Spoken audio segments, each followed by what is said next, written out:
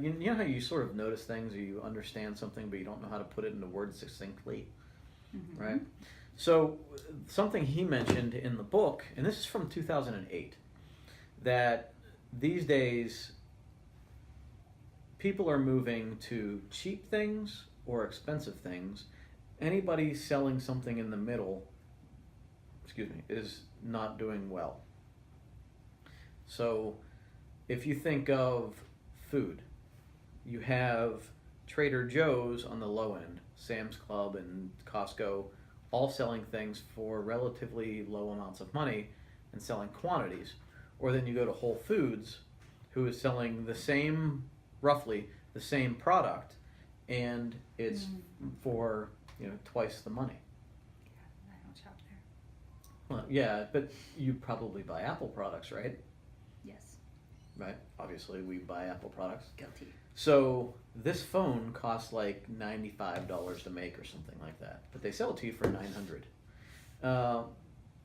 Not many companies get that kind of a margin. It might not be 900, it might be 200, but Apple, like this MacBook, is not much different than a Windows computer. The difference is, and the difference is what happened with me when I went to the Apple store last week. Mm-hmm. My phone had a crack on the screen, and I take it in there, and they say, yeah, there's really no damage around the edge, and so we'll replace it for free. Mm-hmm.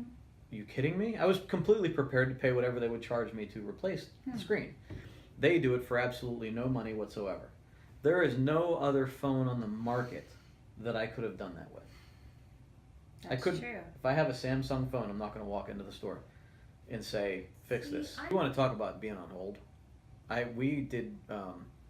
I hate calling companies. I was on hold with HP for over 8 hours one day. What? I mean, I'm gonna pick Are you Apple because kidding their me? operating Wait, system 8 is hours? different than Windows, and I can't. Like, I go on my parents' computer and I'm like, what is this? What's going on? Why do I have to click on this and this? And That's crazy. Wait, 8 but hours. 8 hours. 8 hours. Where were you that you were So able? when we had our retail store in Dormont, we were working on someone's notebook, and I think it was under warranty, so we were trying to get the part replaced for the customer, and it got to be a joke. So we had it on speakerphone, and we went through an entire workday, and that nobody ever So I was dealing with somebody, and they put me on hold, or maybe I don't remember exactly what happened, but I ended up on hold, and it must have gotten lost in the system somewhere, or they were That's playing the funny. same Did you joke yell on at us. them when you got on the phone? They never picked up. They never picked up. Oh. That's It was funny. 5 or 6 o'clock at night. The So store you was. it became a joke where you're like, I'm just not even gonna hang up. I'm gonna just let it go. That's exactly Yeah. right.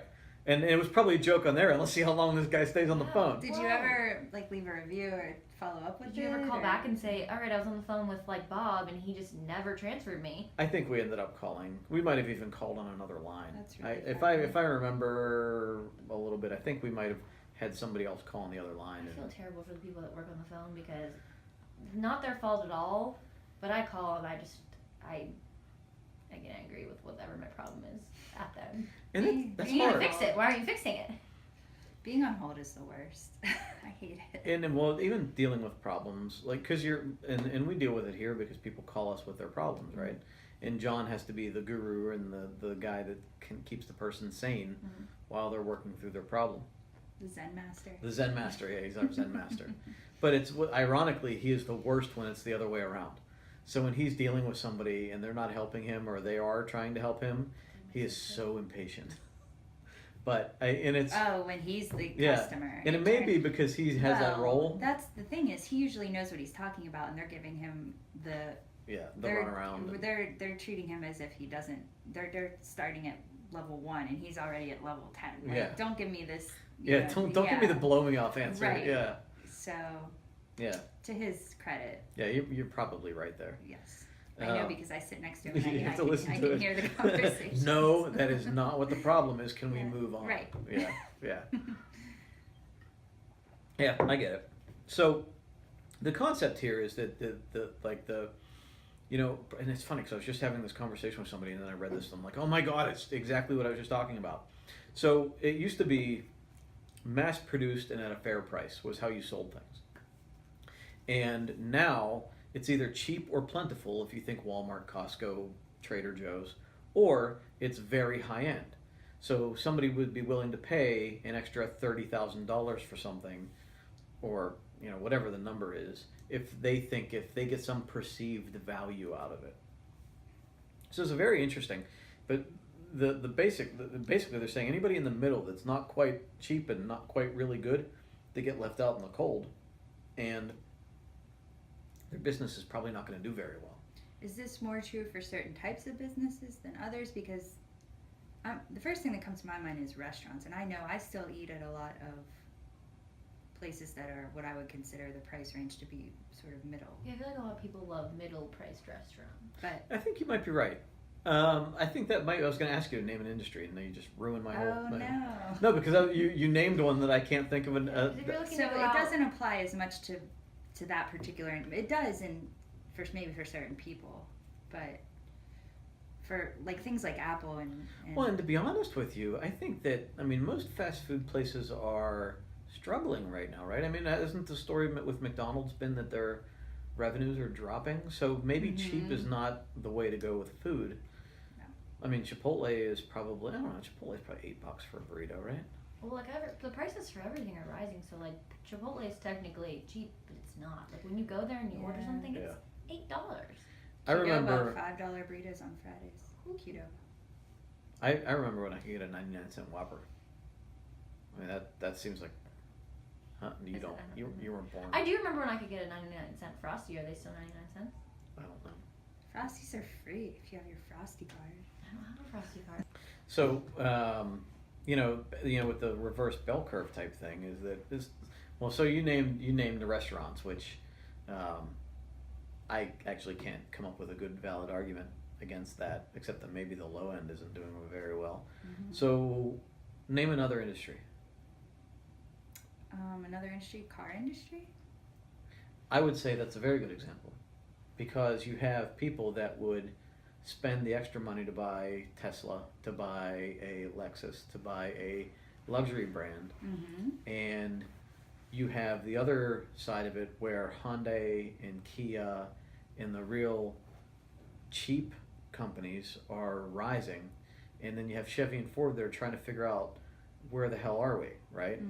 People love Hondas though, which are like middle. But see, they have, but they're actually probably a little bit on the pricier side, because I think I remember. They are. Yeah, they're not like, I wouldn't say they're like. They're not luxury, but for somebody in that market, they're probably at the high end of like the Ford and the. Correct.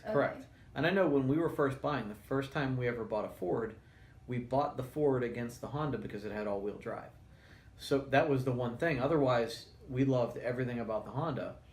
We're glad we're with Ford, but that was, that's the one thing that stopped us. But Honda was more expensive. The payments were a lot more. So if you're willing, and right now the issue with the market is that Kia and Hyundai and the really inexpensive cars are gaining so much market share because people don't care about the little extra quality. You either want cheap or you want a lot of quality. You either want a car or you want like a nice car. Right. Yeah. You just need a car for something, or you want. Well, I've had my Toyota for over 10 years, and when I bought it, I didn't care at all about luxury because I just wanted. You just wanted to get around reliable, right? And now that I'm getting older, I'm like, man, I need this. I don't have the heated seat. I don't have the little things that I want. So maybe it's also relative to more young people buying. Because I was reading about that recently. My first car my parents got us was a Toyota Camry, which is like the #1 car like to get your like child, because it's like the safest, the like most affordable, like all that. And if you look at the technology sector, like the retail technology, Best Buy had a hard time because everybody was going to these websites where you could buy a product for hundreds less than Best Buy.